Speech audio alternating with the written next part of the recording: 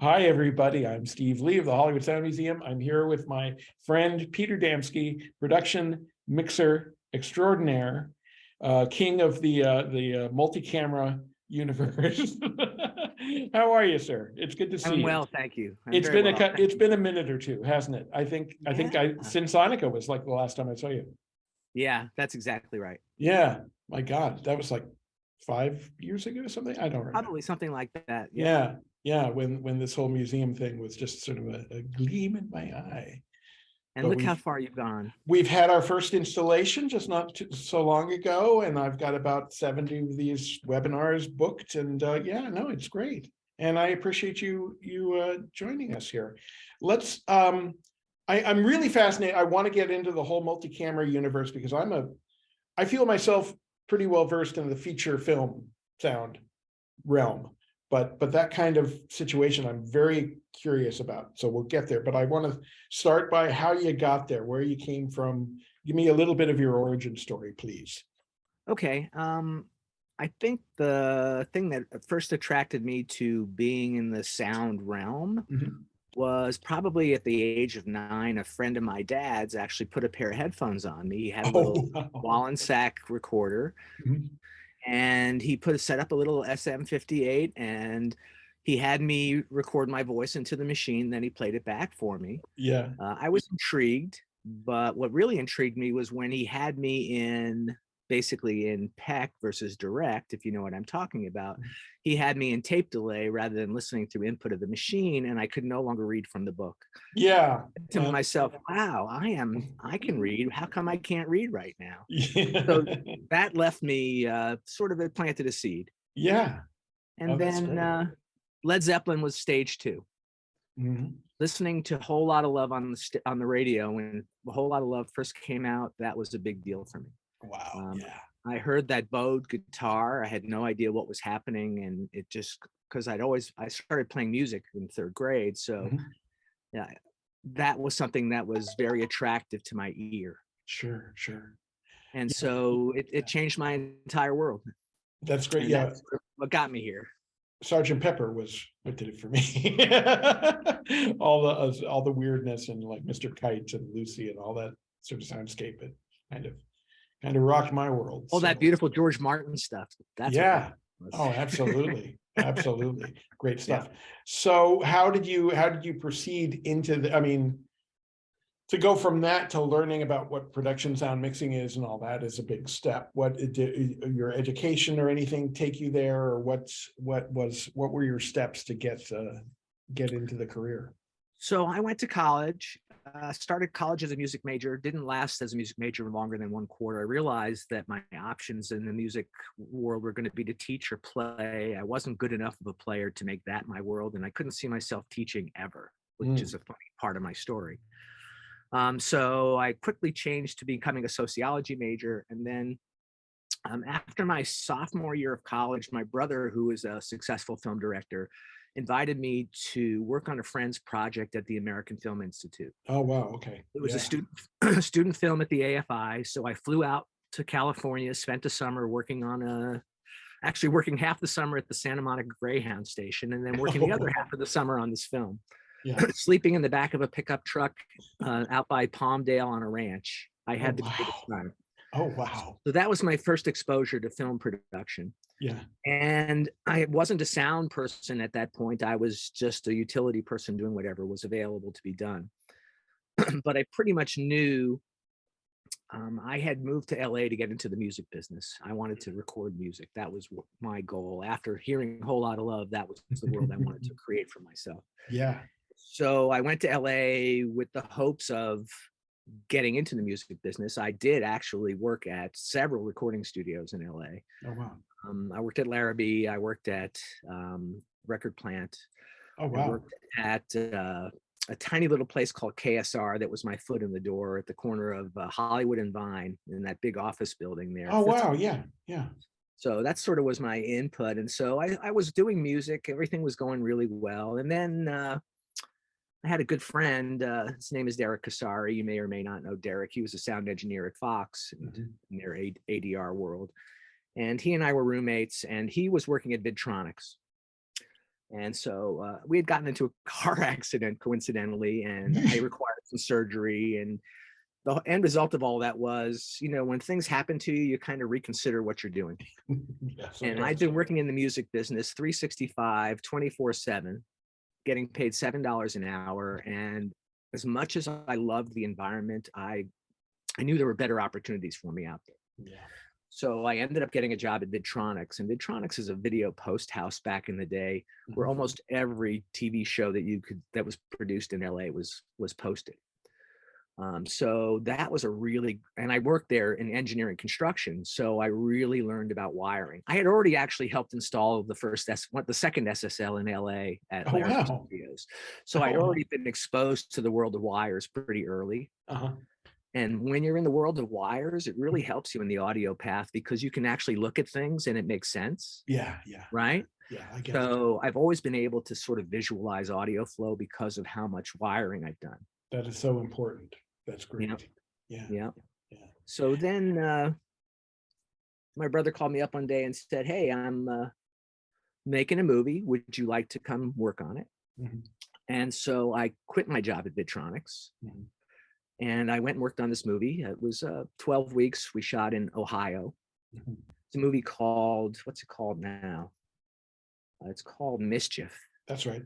I'm looking at your IMDb. I always have it up on the side when I have a guest. Yeah, it's called Mischief. That was the first real film I worked on, and that Uh-huh. got me on the industry film roster. Now, what And kind then, of, really, let me stop you real quick. What kind of things does the utility guy do for the sound mixer? What, sort of explain generally the kinds of okay, things.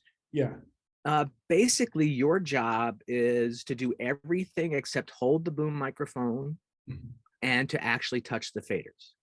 So what that means is it means setting up the equipment, tearing down the equipment, being the first one there, being the last person to leave, making sure that when the mixer comes to their console, the very first thing that they touch works. There's no question about the fact that you're ready to go. And that's what a utility person is about. Right. If it requires you to grab a second boom, you do that. And in today's modern world, you have to be a perfectionist at wiring talent because everything is based on putting a lavalier on somebody now. Yeah. And clothing noise is a big bugaboo that you can't avoid. Mhm. So the requirement today of being a utility person is you have to be a wiring expert. You have to understand booming. You have to be able, for example, I worked on a feature film where the mixer was in a scene, the boom operator was booming it, and I had to mix the scene because the mixer was acting. I was Wow. on that movie Over the Top, that Sylvester Stallone arm Right. wrestling. Right. Yeah. So you have to know what everybody on the crew needs, and you have to anticipate what everybody on the crew needs. Mhm. That's what the utility position's about. That's great. And then from that, you spend enough time until you get an offer to actually mix, or how does that come about? No, it's interesting when you talk about mixing. Not Yeah. everybody becomes a mixer, Mhm. and not everybody wants to be a mixer. True. Mixing comes with a certain level of responsibility that not many people necessarily want to deal with, especially when you get into a world of very high budget production. Right. There's a lot of responsibility. There's a lot of people who will sit there when you're having a problem and with their arms crossed, tapping their toe, going, "Are you ready yet? Are you ready yet? Are you ready yet?" And that pressure is intense. Yeah. So it's not for everybody, is the Yeah. point I'm trying to make. I know a lot of boom operators who don't want to do anything more than be a great boom operator. Yeah. I know a lot of utility guys who want to be the best utility guy on the planet and never do anything else. Yeah. So mixing requires a certain level of, I think, ego and a certain level of, I don't know how else to describe it. You have to be really organized. Mhm. I have high anxiety, which worked out really well for me in a production environment because I had to predict every possibility before I got to work. And as an anxious person, that's what I do naturally. Yeah. Yeah. Sadly, what's happened for me is that now that I'm no longer mixing, I'm still an anxious person that has to not have that happen to me in this world, right? I understand. Right. Wow.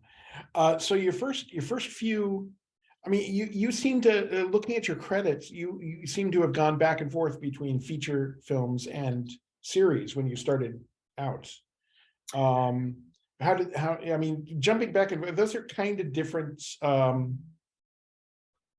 well, I mean, I want to say crafts different, but it's essentially the same craft, but it's, you know what I'm trying to say.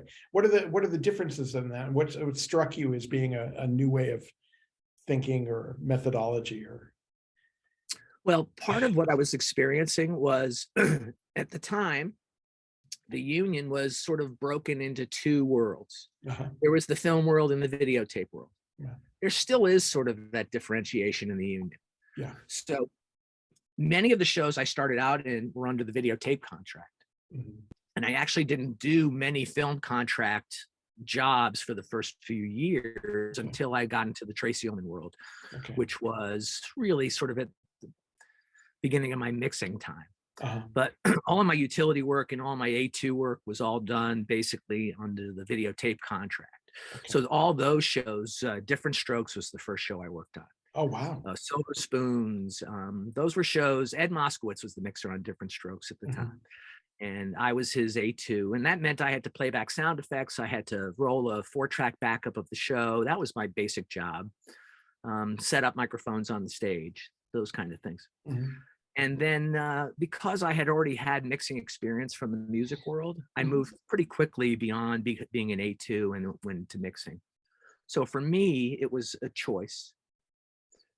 And that's how I became a mixer. And once I became a mixer in that world, I never looked back because I did it for 25 years. Right, right. No, I am looking at all your credits, and there's so many, classics there too. I mean, you spent a lot of time at Mad About You and Will and Grace and that kind of thing. I want to get there too, but there's so many things in between there. I think Head of the Class was one of your big, long-running mixer jobs. Is that accurate? So Head of the Class was one of the first jobs. I didn't do more shooting. You're Head of going the silent Class. on me. I'm losing your signal a little. Okay, you hear me You're now? back. Yeah, you're back. Start over, please. Okay. Head of the Class and Tracy Ullman were my first two mixing jobs. Okay. I got the Head of the Class job because the producer, Frank Pace, knew my brother. And he said, I think your brother's a good director. And if you're anything like him, I trust you to be my sound guy.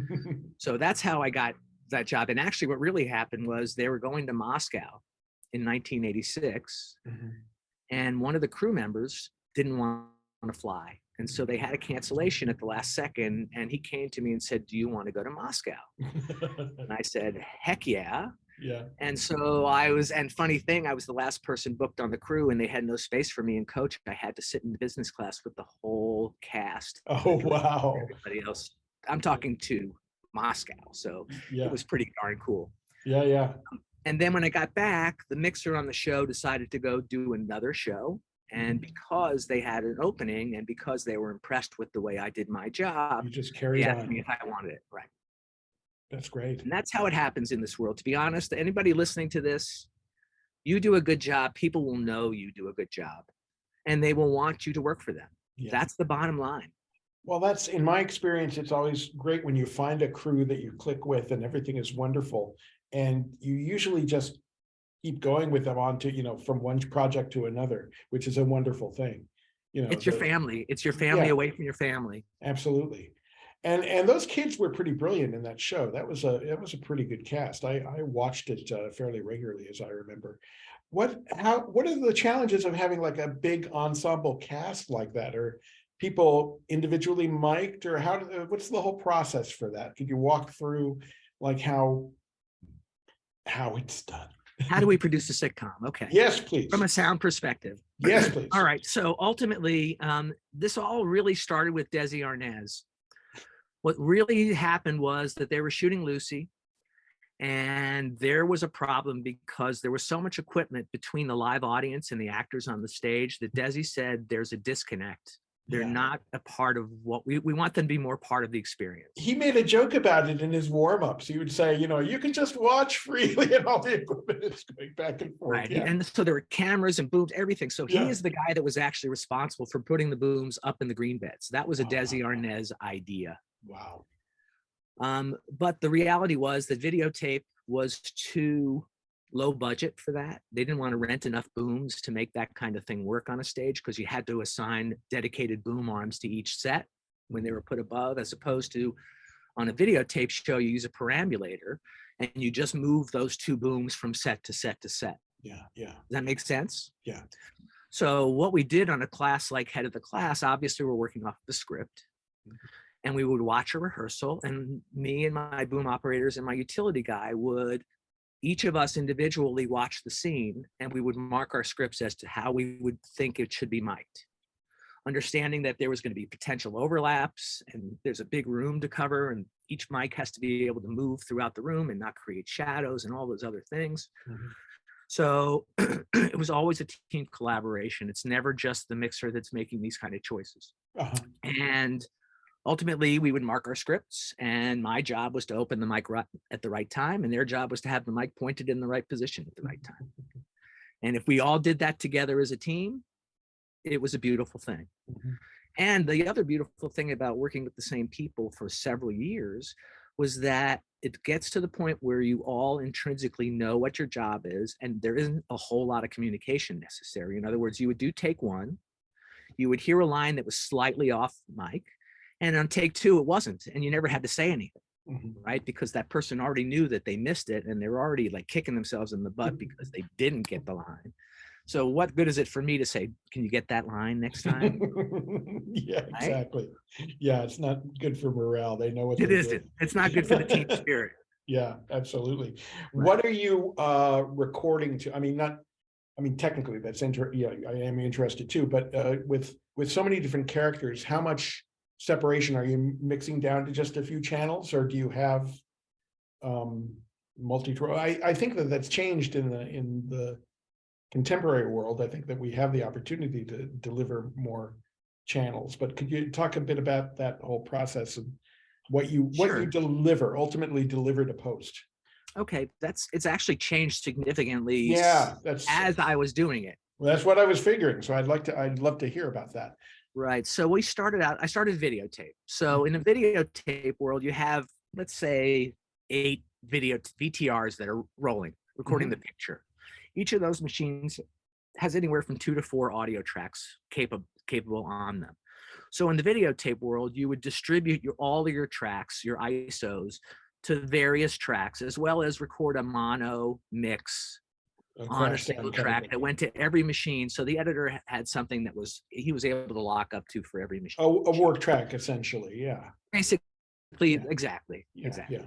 And so depending on how good you were at creating that work track would be reflected in your post-production bill. Mhm. So one of the things that kept me working was that I'm just telling you like it is. For some reason, my dialogue sounded really good. And so I've actually gotten shows because I subbed for another mixer. Uh-huh. And they heard my show in post next to the other shows that they had been receiving. And Oh, holy wow. crap, who did that? Wow. And all of a sudden, I'm now doing that show. That was my wife and kids. Yeah. Uh-huh.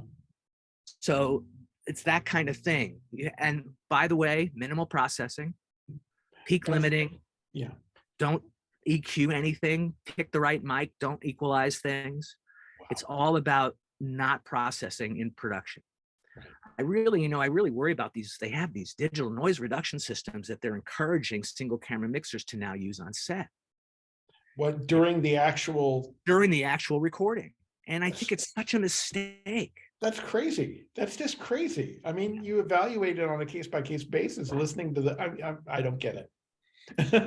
But there are people that are doing it and they're successful at it. So you know what? I think there's a reason that we have a post process. Sure. Thank you. And it's, again, I just was explaining to my niece today that everything that we do is an artistic choice. There's no right or wrong. That's the thing that we have to remember in our world. Yeah. It's very easy to be judgmental and say, you can disagree with somebody's artistic choice, but you can't say it's wrong. I think that that's something we all have to remember as artists. Have you walked into a situation where you were probably subbing or something like that and had to adapt to some other way of doing things like that, like you're describing? And what is that like? Or do you try One story I can tell you, I jumped in on a videotape show for somebody and I started mixing the show and everything was clipping. And I'm going, what is going on here? Mhm. So I had to basically dig pretty deep to figure out the entire setup of how the audio path was and where this thing was clipping. Mhm. And I can't tell you how many processors this person had put this dialogue through. Oh boy. And I'm like thinking to myself, no, no, no, no, no. Pull it all out. Yeah. Just give me direct signal from my bus to that recorder. I will just put a little bit of compression on it. So going back to your original question, what Yes, do we please. record on? Yeah. We started in the videotape. We recorded on videotape recorders and on an Atari 4-track. That was our backup. So we would have a dialogue track in mono, an effects track in mono, and then a stereo audience track. We started to record stereo audience pretty early on. Mhm. Not that it was usable, but we had it. Is that like just an exclusive audience reaction, applause, that kind of thing? Or is it, It's whatever the audience is doing Yeah. at the time when they're doing the show. Important thing to understand about a live audience sitcom in the multi-camera world is that having an audience there really helps the actors with their pacing. It's really about timing. It's really about they react to the audience Yeah. just like the audience reacts to them. It's like watching Shakespeare. hold for laughs? Yeah, absolutely. Exactly right. Yeah, You go yeah. see Shakespeare, you go see A Twelfth Night, which is a comedy. You will see those actors wait for those laughs to stop. You Yeah. speak, And right? some actors are just masters at it. They are, and there are some that just don't get it. And Yeah. on Will and Grace, especially, Jim Burrows would be like, "Wait, go back," because they would start saying their line, and the audience is still screaming about the last line.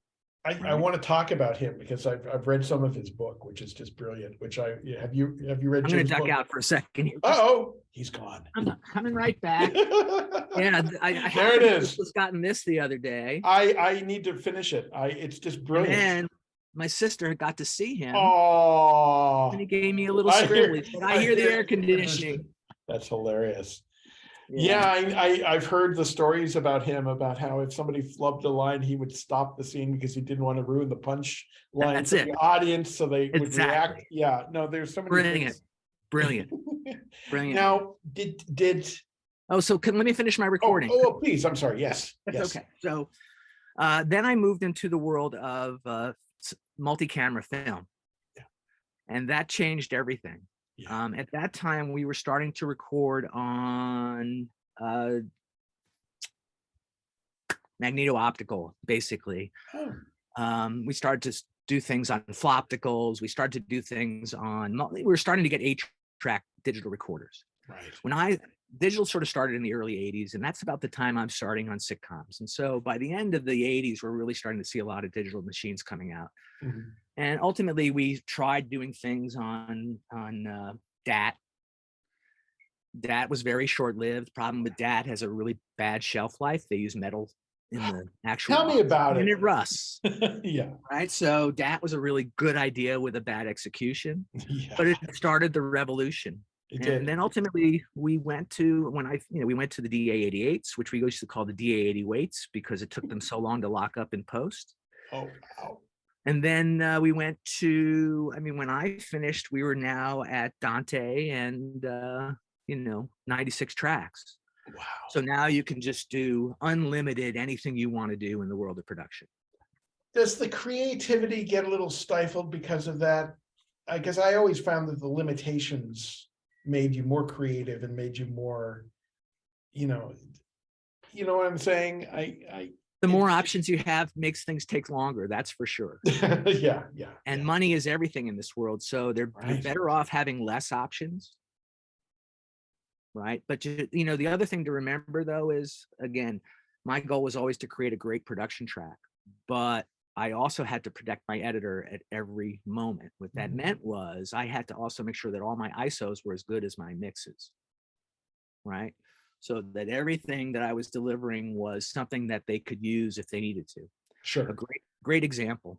We did an episode of My Wife and Kids in the Bahamas. We did 2 episodes actually in the Bahamas. We stayed at Atlantis. It was awesome. Oh, wow. And there's a scene we shot on the beach where there's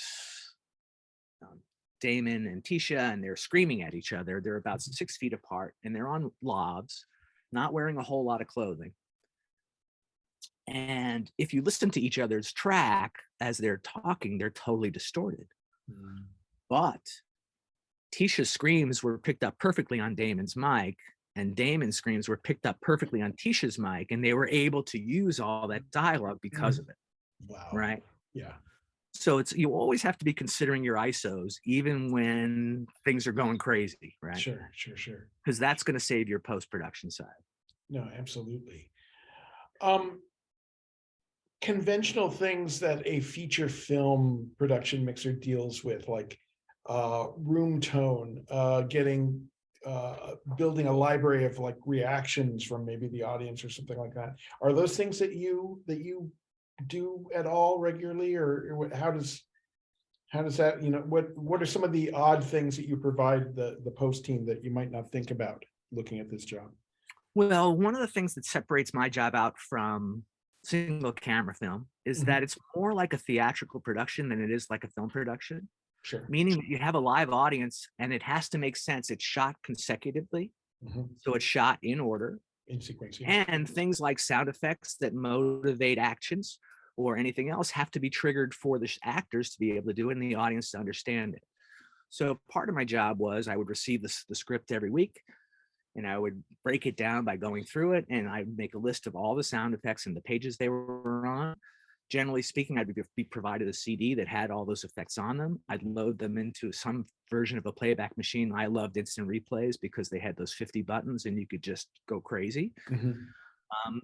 I would have to trigger those effects at the right time to motivate the action on set, which also meant I had to wait for laughs. Right? So you develop your comedy sense too. Exactly. That's exactly right. I actually great. did one episode of a show called Family Man with Alfred Molina, where Alec Trebek was the guest on the show. His voice was the guest on the show, but Alec was not available to do the actual episode. So we pre-recorded each and every one of his lines of dialogue. And I stored each line of dialogue onto a hotkey in the instant replay. And I was Alex Trebek for the actual shoot. That's great. Which is crazy. Yeah. Right. But you have to understand timing. You have to feel all those things for it to work. Right. Were they, did you have alternate takes of his lines, or was that all decided for? Was there a session that we had a session. We decided they just chose their prime takes, and that's what I loaded in. Gotcha. Okay. That's curious. That's, I've always been fascinated about that sort of thing. Music cues occasionally that you have to trigger, or is that something that is left to post? Like if there's some kind of source cue or something like that? That depending on, am you seeing me now? You still got me? It's going in and out. Give it 1 second. Count to 10 and then start again. Okay, we're good. I'm on Starlink, so it's this time of night it gets a little funky. No, it's okay. It's all right. We'll catch it. But anyway, okay. You heard the question? Yes, I did. So music sometimes was live. Okay. Most times, if we ever did a live music thing, we would record take one and we would play back for the rest of the takes. The problem being that if you record every take, you won't be able to cut between any of them. You'll be able to cut picture, but you won't be able to cut sound. You're going to have to choose one take for that final picture, and then you can take your pictures from whatever take you want. But ultimately, you're always stuck with one take. That makes sense. Yeah. So in our case, it was just fine to use playback. It really didn't matter at that point.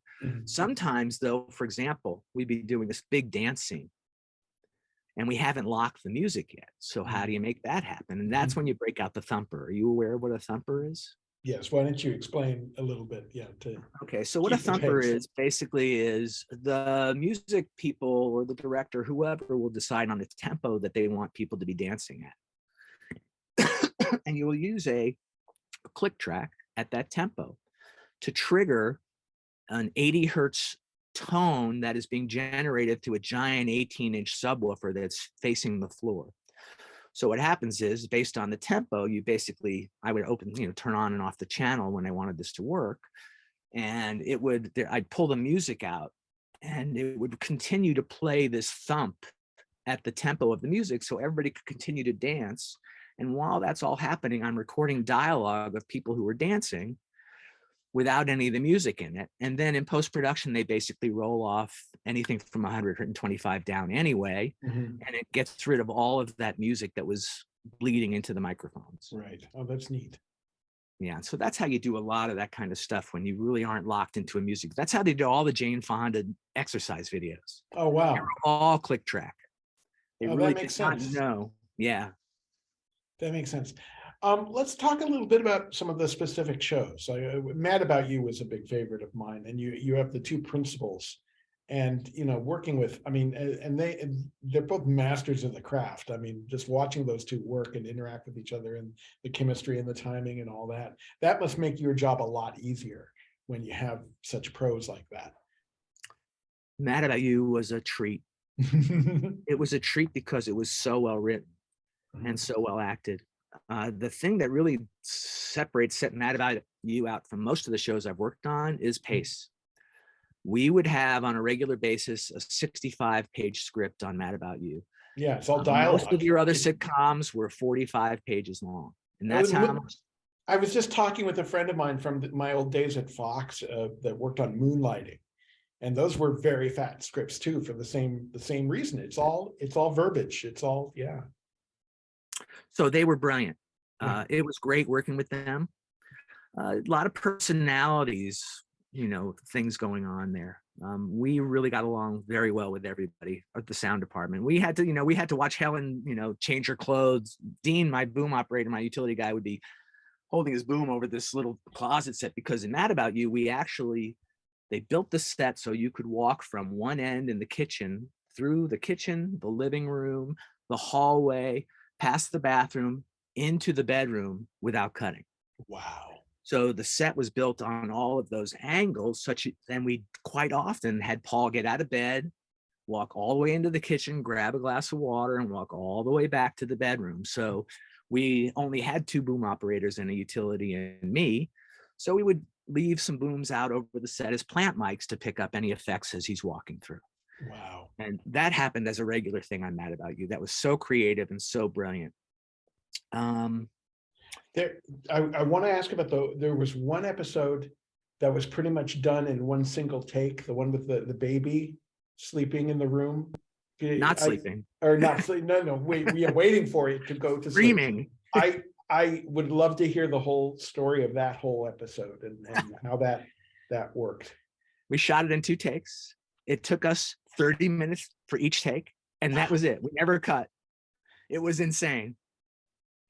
It was insane. And what I would do is I had a loop of baby cries that was going, and every once in a while I could sneak it in and I'd open up a fader and I'd dump it. And I'd open up a fader and I'd dump it. And that's how we did that show. Wow. That was nuts. Yeah, I can imagine. It's like doing it like live.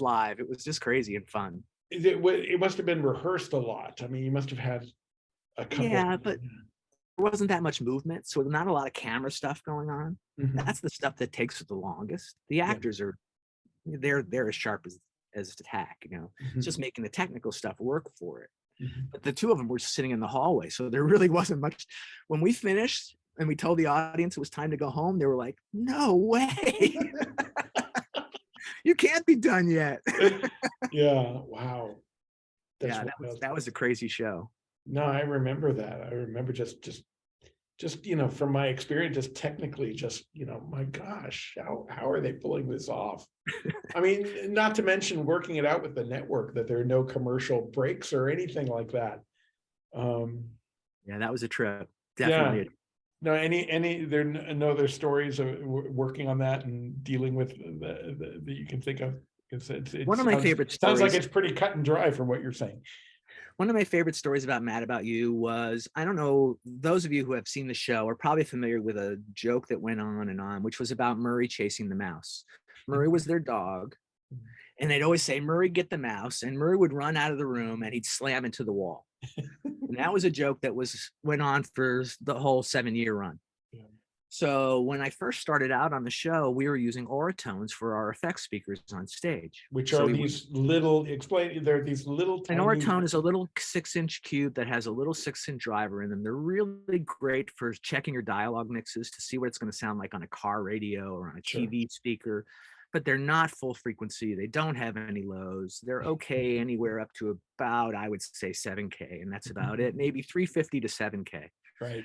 So what they were asking me to do was they were asking me to play this thump on the stage so that the audience would get the joke.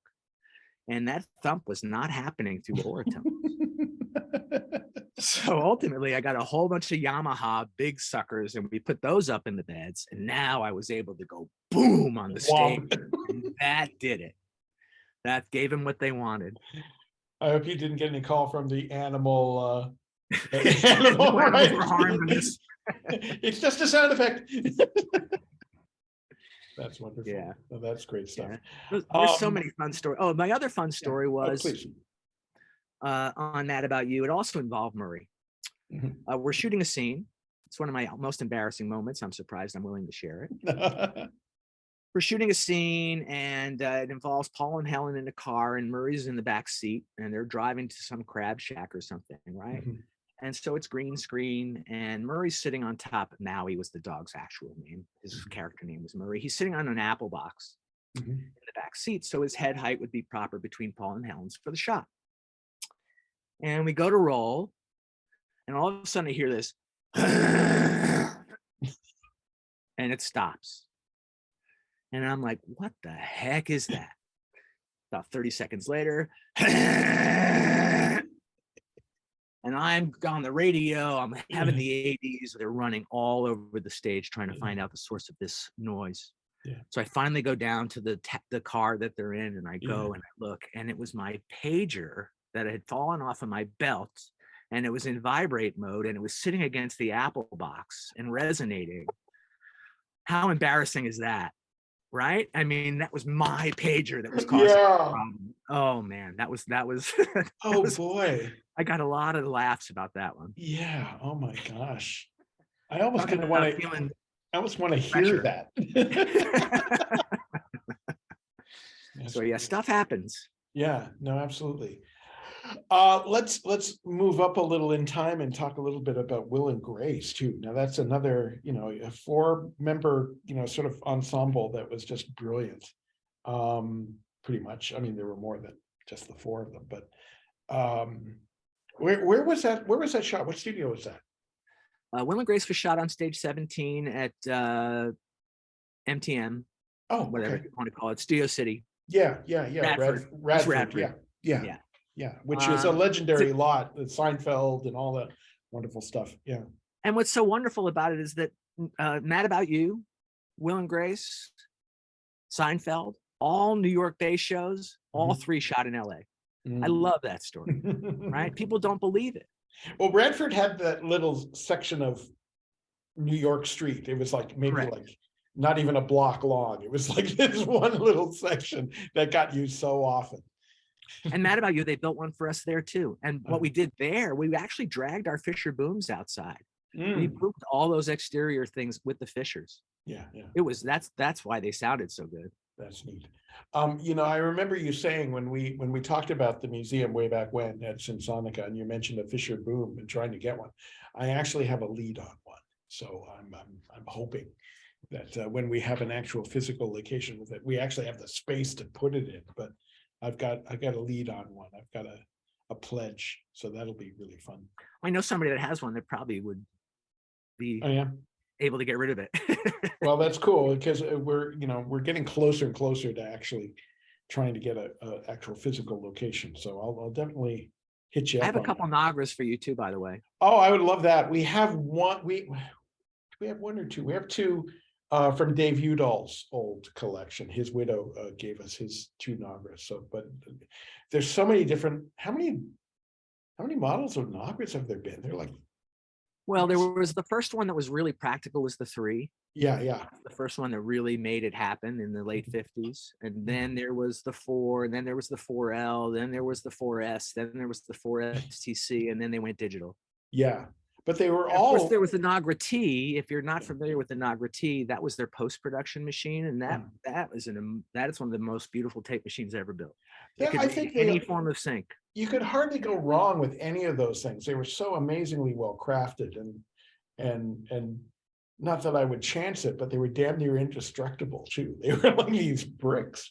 Well, they were bricks. They literally were machined out of a single ingot of aluminum so that it would be what am I trying to say? Atomically correct. It would not, if you drop it, it wouldn't be a connection that was broken because it was soldered or welded. It was all made from one piece of aluminum.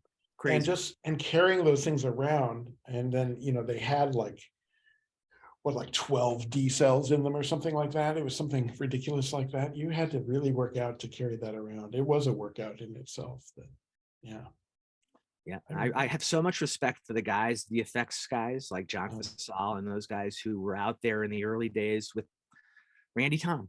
Yeah, Out there in Randy the early Tom. days with a Nagra around his shoulder, just doing it. I Yeah, mean, man, my neck I hurts thinking about it. and no, yeah, Fasal was a genius. Well, he still is. He's still doing some stuff. And I worked with Eric Potter and Ezra Dweck and all those guys at Weddington, Right. and it was just, yeah, it was fun. Amazing. I actually, somewhere I saved the tape the very first time I used one at the shop. I had used one in film school, but I was setting up one in my office, and I had the ORTF mics, and I was like doing left and right and left and right. And we were working on our second picture with Steven Soderbergh. We had done all of his early pictures. And I'm like, if you listen to the tape, it's like, okay, test, left, right. And then you hear Soderbergh's voice. You have no idea what you're doing. It was really cute. I saved that tape. I've got it somewhere. Like those old MRL tapes, remember? Left channel? Oh, right. Right You know, channel? our first installation, our museum installation, we had this 8-track setup in a room. It was sort of a sound effects montage.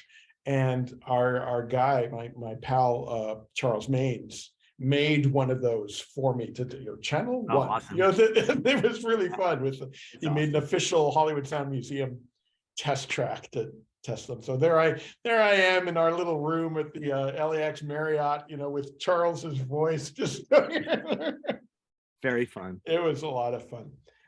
But anyway, Will and Grace. So let's get back to that. What working with those people must have been a delight too. What are any instances of any? Because you're full in digital mode at that point, right?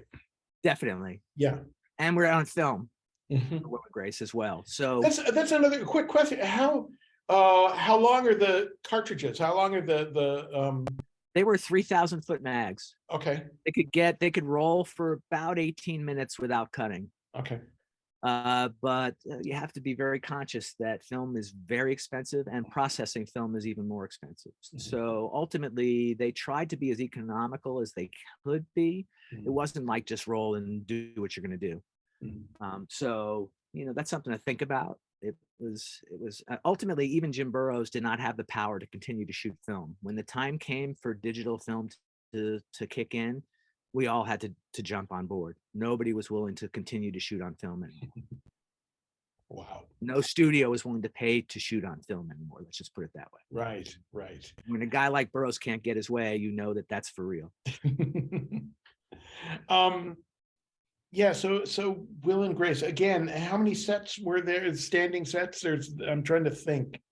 There was the living room. There was let's see what else that we had on a regular basis. There was the hallway. Mm-hmm. There was the apartment across from the hallway with the elevator in it. Yes. Mm-hmm. There was the kitchen that was elevated. There was the little outside patio thing. There was the room in the back where the TV was behind mm-hmm. the living room.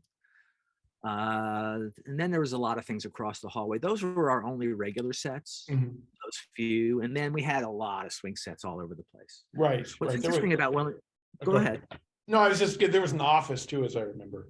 There was Will's office that came in on occasion. There was Deborah's office that came in on occasion, her design studio. That's where she and Karen did a lot of her stuff. Yeah, that was off to the left there. That was a permanent set too. Okay. Grace's office. Mm-hmm. Yeah, Will and Grace was really interesting because nobody really knew if it was going to be a success and how it was going to be received. Right. The question was anybody in Omaha, Nebraska going to watch Will and Grace? Right. I mean, that's what NBC really wanted to know. Yeah. And ultimately they got their answer. I mean, it went for 8 years and then they brought it back 10 years later. Right. So, but Will and Grace, I got that show because the associate producer, the guy who did all the post-production supervising, was a gentleman by the name of Craig Nizick. Mm-hmm. And Craig and I had worked together on Tracy Ullman early in my career. And he remembered me and said, you know what, I want to, get this guy. So they brought me in to do it. It was it was awesome. No, I'm wrong. That was Mad About You. Will and Grace I did because I did Boston Common. Oh, okay. Boston Common was also written by Max Muchnick and David Cohen. And Boston Common we did for 3 years, and we had so much fun doing that show. Mhm. And so when they did the pilot for Will and Grace, they had me do the pilot. And I did the pilot for Will and Grace. And then I did not do the first 8 episodes because in our world, quite often you will have to make choices. And quite often they will not necessarily be the right choice. But something that will make you successful is being a person of your word. Mhm. And so a good lesson for people is that I ended up taking another show before I was offered Will and Grace. Before Will and Grace got picked up, I was offered a different show. And I took it. And then when Will and Grace called me and they said, "Oh, we're on," I said, "I can't do it. I'm already booked." Mm. Another mixer did the first 8 episodes. We won't mention any names. He did a really pretty good job on the show, except that he was going through a lot of personal struggle at the time Mm. and did not get along well with production. Yeah. And they kept calling me every week saying, "Pete, you got to come over here." And I'm like, I can't. So we get into episode 10 of this new show, and the network says, "You're done." So I picked up the phone and I said, "Yo, they just canceled my show. Do you still want me?" And so I picked up on episode 9. Mhm. And so it did create some conflict between me and the other person who I'd known for a very long time. Yeah. If it hadn't been me, it would have been somebody else. But unfortunately, that happens sometimes. Yeah. No, I And understand. you've got to do what's best for you. And, you know, I feel badly that it had to be a friend of mine that I took the job from, but, you know, it happens. But they had asked first, so. You know. Yeah, and I'd been working with them for years. So they were, you know, they had full expectation that I would be there. Yeah. And I couldn't. No, it's still unfortunate though. Yeah, absolutely. Our faithful viewer, Israel Gutierrez in Mexico, has a question, and I'll read this static. What is your best advice for working on TV sets, and what is one for work in exterior locations? Okay. I think that's what he's trying to say is interiors versus exteriors. Yeah, I think so. Yes. Okay. So I hope that's right. I hope that's right, Israel. So when it comes to interiors, one of the first things I will do as a sound person, no matter where I go, is I'll go into a space and I'll clap my hands. When I walk on a stage, I do that. Yeah. That's exactly what I do. Yeah. I want to hear the resonance of the stage. I want to get a sense of what I'm going to have to deal with as far as reverb and how close I'm going to have to mic people and what kind of acoustic sounds there are on the stage that need to be controlled. Understanding that you need to control your space, because if you have a hum in one take and not in the next one, the editor is going to have a heck of a time cutting between those 2 takes. That's really what this is all about. Right. So you need to have a consistent background underneath that dialogue for the editor to have everything that's usable. So on an interior stage, much of that stuff can be controlled. Even the air conditioning in most of our stages was controlled to our red light system. So when we went on a red light, when we rolled, it would actually bring the speed of the fans down to almost nothing so that we wouldn't have that whir going on the stages. And then come back on when you. And then as soon as I come off a red light, it would come back on. And we'd also chill the stages down to like 62 degrees before we start shooting. And everybody would be freezing until 10 o'clock at night when the lights have been cooking all day. So that was part of the deal on those shows, basically on the interior stuff. When it comes to exteriors, always go on a location scout if you're offered the opportunity. And if you are not offered the opportunity, insist on the opportunity. It's always great to know that you're going to be shooting next to the freeway and what that will bring to your tracks. It gives you the ability to go to your producer and give them a disclaimer. Yeah. And say, I understand completely that this is the perfect look for what you're trying to achieve, but I want you to know that you're not going to be able to use any of the dialogue from this place. So be prepared to pay for your looping sessions. Yeah. And that's the best you can do in those environments. Also, I have learned, let me interject for some locations, it's best to go, if the shoot is scheduled for a weekday, do your investigative reconnaissance on a weekday. You have Because to be there at that time. yes, because you go on a weekend and there's less traffic, there's less this, there's less that, there's a gardener, whatever. You can't judge necessarily. So that's something I learned. Yeah. And by the way, Israel, just for your information, people who are savvy to this entertainment industry know that they can make money off of location crews Oh, when they show up. I know a So production mixer that would keep a roll of 20s in his pocket to feed the gardener that just suddenly came out with his air blower. we showed up one day on a set, and the guy across the street walked out to his tractor, started it up, and let it idle all day till somebody paid him to turn it off. So understanding that there's a lot of jaded people out there Yeah. who know the entertainment industry and know what they're capable of getting away with. Yeah, yeah. Some places were cheap. Some places just cost you a case of beer. Some places cost you $500. It just depended on who you were dealing with. Yeah, you got to be prepared for that, which is unfortunate, but it's one of those things. We're coming close to an hour, and I don't want to keep you too long, but I always ask, the last question is always, what advice do you give people who want to get into this crazy line of work? First of all, be willing to take no as an answer. Don't let that stop you. Yeah. Secondly, know your value. Advantage of you without some.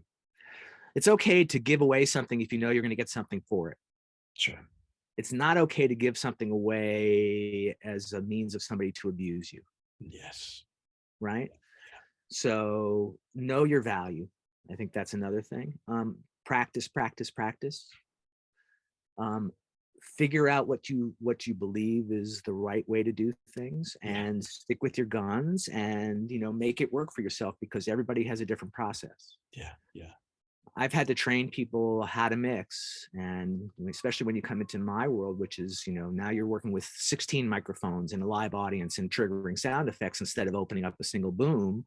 It's a big change for people, right? Yeah. So you have to really understand signal flow. That would be the other thing I would say, is be able to visualize how sound is getting from that mouth to that microphone, and from that microphone to that recorder, and from that recorder to the post house, and from that post house to your TV. Yes. If you can visualize that entire process, you got it made. Yeah. And that takes a certain kind of mind. I love production. I love what you guys do. I could never do it. I'm a post guy. And it's nice to be able to hit stop and rewind and let's try that one more time. Exactly. Right?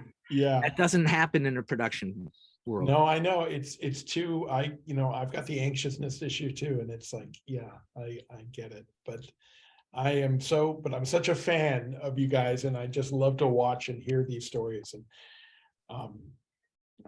that's great. Yeah. And by the way, I finished doing this work, and then I decided to teach it for 8 years. And that's how much passion I had for it. And now I'm seeing the students that I taught going on to having incredible careers. One of my former students, Matt Klimek, has just got on the board of the sound editors. And I'm just like, I'm so blown away by that kind of stuff, because it's just showing how it can continue on in a really high quality way. No, yeah, absolutely. I mean, I've had a few interns that have gone on Will Files over at Skywalker has supervised all these wonderful films, and he was my intern, for God's sake. I'm so proud of that. I just, it's easy for some people to say, he's made it up there and I'm still done. I love it. I'm so happy. It's I taught him everything he knows. John Sisty's the same way as you. John actually had Will as a student at North Carolina. Oh yeah, right. Yeah. Right. That's where Will actually started. So I think John always raves about Will too. Yeah, that's where he came from. Yeah, that's where he's recommended. He knock on our door. So yeah, that's great. Anyway, Peter, thank you so much. This is great. It's been a long time coming, and I'm sorry about that. It should have happened sooner, but we'll get you on again soon. And I do want to talk to you about some of the stuff we're doing, and see if we can get you involved a little bit more on some of the sharing of the craft that we're doing. Excellent. I'd love to do that. I really appreciate it. And you said some lovely things when we shot that video a few years ago when we started this whole idea, and I really appreciate that. So definitely be in touch. Thank you, sir. All right, Steve. Thank you, Israel, for showing up and asking questions. Yes, and everybody else out there watching this. Yeah. All right. Keep listening. We'll see y'all Take later. care. Take care. Good night. Bye-bye. Bye-bye.